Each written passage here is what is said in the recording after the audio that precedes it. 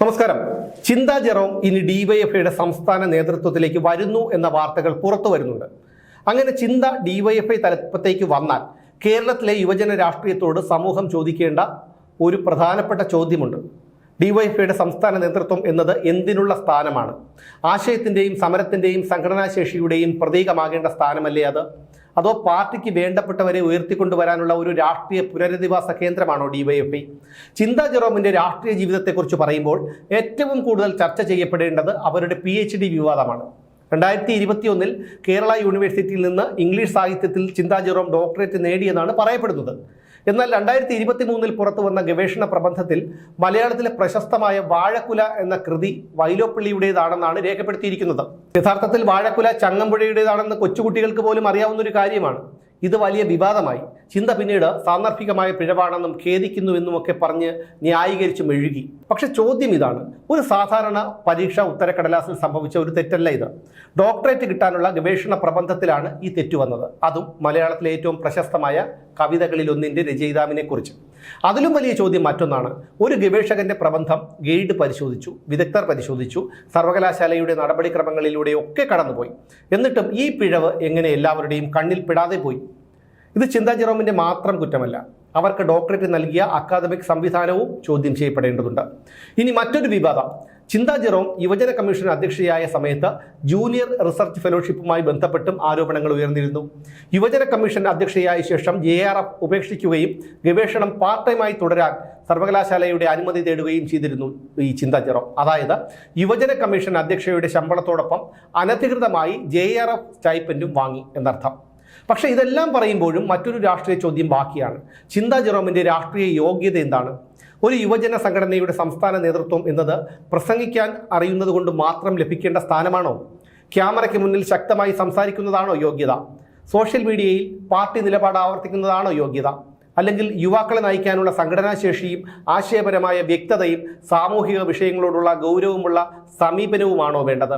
ഇതാണ് യഥാർത്ഥ വിഷയം. കാരണം ചിന്താ ജെറോമിനെ വിമർശിക്കുന്നവരുടെ പ്രശ്നം അവർ ഒരു തെറ്റ് ചെയ്തു എന്നത് മാത്രമല്ല, ആ തെറ്റ് സംഭവിച്ചപ്പോൾ അതിനെ എങ്ങനെ കൈകാര്യം ചെയ്തു എന്നുള്ളതുമാണ്.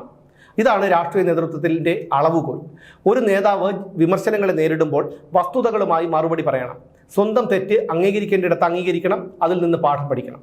അല്ലാതെ ഓരോ വിമർശനത്തെയും രാഷ്ട്രീയ ഗൂഢാലോചനയായി ചിത്രീകരിച്ചാൽ മതിയാകില്ല. എന്തു പറഞ്ഞാലും അത് രാഷ്ട്രീയ ഗൂഢാലോചനയാണ് എന്ന് പറഞ്ഞ് ന്യായീകരിച്ച് മെഴുകിയിട്ട് കാര്യമില്ല. ജനങ്ങൾക്ക് കാര്യങ്ങൾ അറിയാം. ഇനി ഡിവൈഎഫ്ഐയുടെ കാര്യത്തിലേക്ക് വരാം. ഒരു കാലത്ത് കേരളത്തിലെ ക്യാമ്പസുകളിലും തെരുവുകളിലും യുവാക്കളുടെ രാഷ്ട്രീയ ആവേശത്തിൻ്റെ മുഖമായിരുന്ന സംഘടനയാണ് ഈ ഡിവൈഎഫ്ഐ എന്ന് പറയുന്ന സംഘടന. ആ സംഘടനയുടെ സംസ്ഥാന നേതൃത്വത്തിലേക്ക് ഒരാളെ കൊണ്ടുവരുമ്പോൾ യുവാക്കൾ ചോദിക്കേണ്ടതാണ്: ഇയാൾ ഞങ്ങളെ എവിടേക്കാണ് നയിക്കുന്നത്? ഇയാളുടെ ആശയപരമായ സംഭാവന എന്താണ്? സംഘടനയെ ശക്തിപ്പെടുത്താൻ എന്താണ് ചെയ്തിട്ടുള്ളത്? ഇതിനെല്ലാം വ്യക്തമായ മറുപടി വേണം. ചിന്താ ജെറോമിനെ വ്യക്തിപരമായി അധിക്ഷേപിക്കേണ്ട യാതൊരു ആവശ്യവും എനിക്കില്ല. പക്ഷേ ഒരു രാഷ്ട്രീയ നേതാവിനെ രാഷ്ട്രീയമായി ചോദ്യം ചെയ്യാനുള്ള അവകാശം ഞാൻ ഉൾപ്പെടെയുള്ള പൊതുസമൂഹത്തിനുണ്ട്. അവരുടെ പ്രസംഗങ്ങൾ ചോദ്യം ചെയ്യാം, അവരുടെ രാഷ്ട്രീയ നിലപാടുകളെ ചോദ്യം ചെയ്യാം, അവരുടെ ഭരണകാലത്തെ തീരുമാനങ്ങളെ ചോദ്യം ചെയ്യാം, അവരുടെ അക്കാദമിക് വിവരങ്ങളെയും അവരുടെ രാഷ്ട്രീയ ഉയർച്ചയുടെ മാനദണ്ഡങ്ങളെയും ചോദ്യം ചെയ്യാം. ഇതൊന്നും വ്യക്തിപരമായ ആക്രമണമല്ല, ജനാധിപത്യത്തിലെ രാഷ്ട്രീയ പരിശോധനയാണ്. എന്നാൽ ഇവിടെ ഏറ്റവും വലിയ പരിഹാസം മറ്റൊന്നാണ്. യുവാക്കളുടെ സംഘടനയുടെ നേതൃത്വത്തിലേക്ക് എത്തുന്ന നേതാവ് തന്നെ യുവാക്കൾക്ക് നൽകുന്ന സന്ദേശം എന്താണ്? പ്രധാനപ്പെട്ടത് കഴിവാണോ, അതോ പാർട്ടി നേതാക്കളുമായുള്ള അടുപ്പമാണോ, അതോ പ്രവർത്തന മികവാണോ? പ്രധാനപ്പെട്ടത് ഉത്തരവാദിത്തമാണോ, അതോ രാഷ്ട്രീയ സംരക്ഷണമാണോ? ഇവയ്ക്കുള്ള ഉത്തരം ഡിവൈഎഫ്ഐ തന്നെയാണ് നൽകേണ്ടത്. ചിന്താ ജെറോമിനെ സംസ്ഥാന നേതൃത്വത്തിലേക്ക് കൊണ്ടുവരുന്നത് അവരുടെ വ്യക്തിപരമായ രാഷ്ട്രീയ നേട്ടമായിരിക്കാം. പക്ഷേ അത് ഡിവൈഎഫ്ഐയുടെ സംഘടനാ നേട്ടമാണോ എന്നതാണ് യഥാർത്ഥ ചോദ്യം. കാരണം ഒരു സംഘടനയുടെ തകർച്ച എല്ലായ്പ്പോഴും പുറത്തു നിന്നുള്ള ആക്രമണം കൊണ്ടല്ല സംഭവിക്കുന്നത്.